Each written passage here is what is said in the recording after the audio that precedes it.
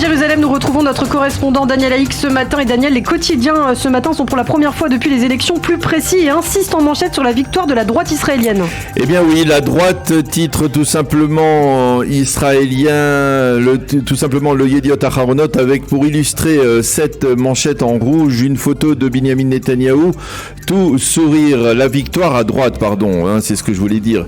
C'est un véritable succès, reconnaît le journal, qui précise qu'au sein du parti laïque Meretz, on prie actuellement pour passer le seuil d'éligibilité, mais en bas de sa une, le Yediot Aharonot évoque aussi le grand perdant de ce scrutin, Yair Lapid, et détaille les erreurs que l'actuel Premier ministre a commis, son échec dans la formation d'une union entre Meretz et le Parti travailliste, sa décision de ponctionner coûte que coûte les voix des deux petites formations et son échec donc à former une liste arabe unifiée. Et le Yediot Aharonot de souligner, comme le font d'ailleurs l'ensemble des sites d'information ce matin, que le bloc Lapid obtient 10 mandats de moins que le bloc Netanyahou, alors que mathématiquement, il possède quasiment le même nombre de suffrages exprimés.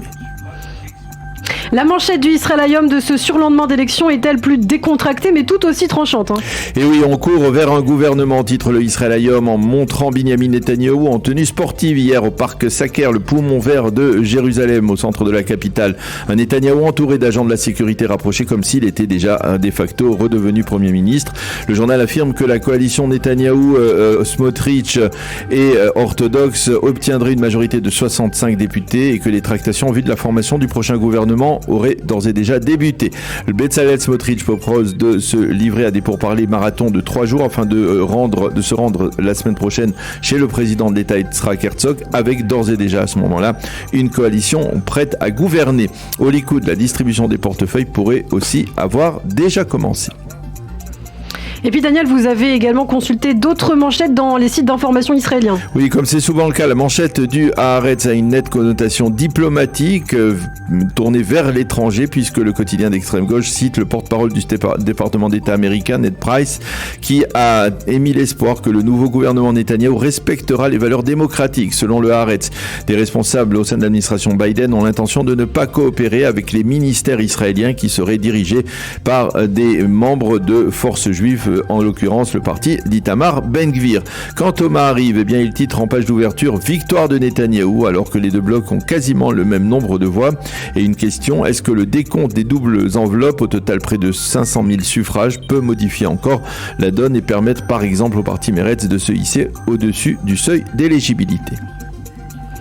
Le Maariv, lui, croit déjà connaître la répartition des portefeuilles ministériels. Oui, le Maariv indique que la coalition gouvernementale de Binyamin Netanyahou, la coalition de Binyamin Netanyahou devrait donc compter 65 députés, ce qui doit lui garantir une certaine stabilité. L'objectif du futur Premier ministre serait de présenter son gouvernement très vite, probablement vers le 15 novembre prochain, avec l'ouverture de la 25e Knesset. Au Likoud, on a l'intention cette fois de conserver les portefeuilles ministériels les plus importants et de ne pas les céder à d'autres petites formations. Ainsi, les ministères de la Défense et des Finances devraient être confiés à des leaders du Likoud comme Yoav Gallant, Israël Katz ou encore Eli Cohen pour le Trésor en particulier. Et puis on s'intéresse à ce qu'écrivent les éditorialistes ce matin après la victoire du camp Netanyahou.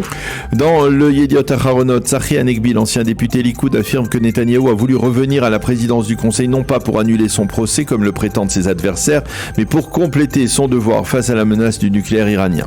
Yuval Karni écrit que le succès très net de Netanyahou et de son camp sont un mandat pour que le peuple lui accorde la possibilité de gouverner à fond comme un gouvernement de droite nationaliste. Netanyahou n'a plus aucune excuse pour aller chercher des partenaires au centre, écrit-on ce matin, écrit Yuval Karni. Ariela Ringel-Hoffman se veut optimiste après la victoire de Netanyahou. Le soleil s'est levé hier et il se lèvera également ce matin. L'obscurité n'enveloppe pas l'État d'Israël, écrit-elle avant d'aller au chevet du Parti travailliste et du Parti Meretz et de leur suggérer, je cite, de changer de disque après leur échec électoral. Les éditorialistes du Israël Hayom, journal connu donc pour son positionnement à droite, se veulent rassurants ce matin. Oui, c'est le cas de Moria Kor qui suggère de ne pas s'offusquer outre mesure de la victoire du sionisme religieux de Bezalel Smotrich et d'Itamar Ben-Gvir.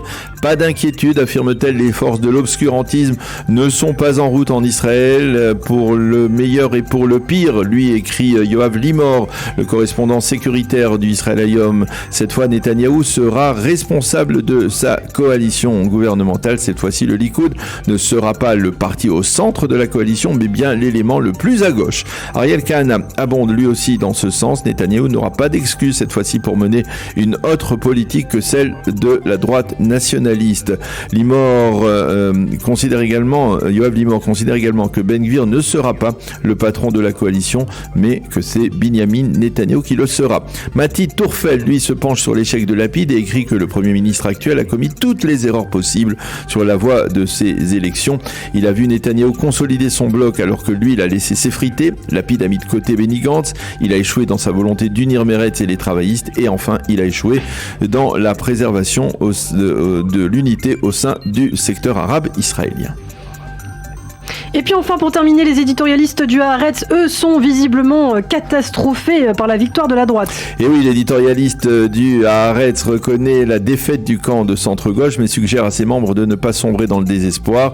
Et il propose à ce camp de centre-gauche d'agir et de concevoir un programme visant à empêcher l'alliance dangereuse qui se forme entre le Likoud et Ben Gvir, une alliance qui risque, je le cite, de détruire la démocratie israélienne. Yossi Klein, toujours dans le Haaretz, est particulièrement tranchant. Désormais, c'est clair, écrit-il, le fascisme, c'est aussi en Israël, écrit-il donc ce matin. Pour Yossi Melman, les choses sont claires aussi. Ces élections prouvent que la majorité des Israéliens méprisent aujourd'hui la démocratie. Fin de citation. Pour Tamar Kaplinski, les résultats des élections prouvent que, et là je la cite encore, le racisme fait partie de cet endroit, en l'occurrence de l'État d'Israël.